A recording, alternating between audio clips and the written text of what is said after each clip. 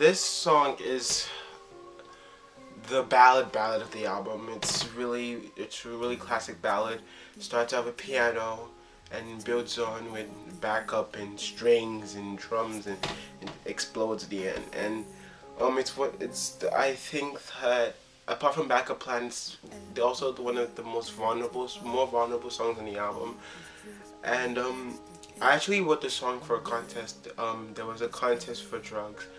No, a contest for not drugs.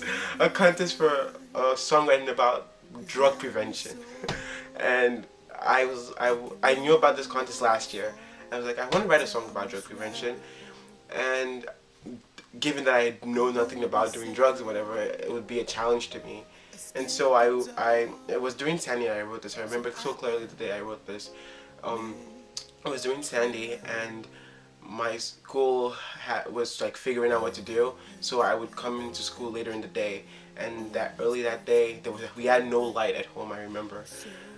But I had my laptop and I had just gotten Pink's album The Truth About Love, and I had my laptop with the music on it, so I was listening to my laptop, and there's a song on that album called Beam Me Up, and one of the lines in that song is "Let me be lighter."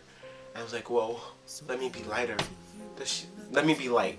I was like, does she mean let me be light as in visual light? Or does she mean let me be light as in not heavy? It's like, whoa, I can use that.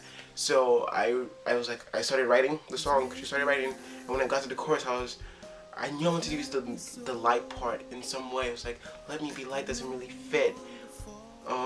Make me light. And that's how it came to be. And throughout the song, there's the juxtaposition of let me be light as in let me shine, and let me be lighter as in don't let me be heavy. And throughout the song, that theme, it back and forth in the verses, it switches from heavy or shining. And I wrote the song, and when I had written the song, what Catching Fire on the album, what Catching Fire sounds like is what I thought Make Me Light would sound like. And I was like, it has to be like what Catching Fire is. But when I was recording the album, the order in which the album was recorded, Catching Fire was produced firstly. And when Catching Fire was done, I was like, I don't want two Catching Fires on one album. Like, that's a bit I wanted a different sound. So I was like, you know what, scrap that idea. We already have Catching Fire.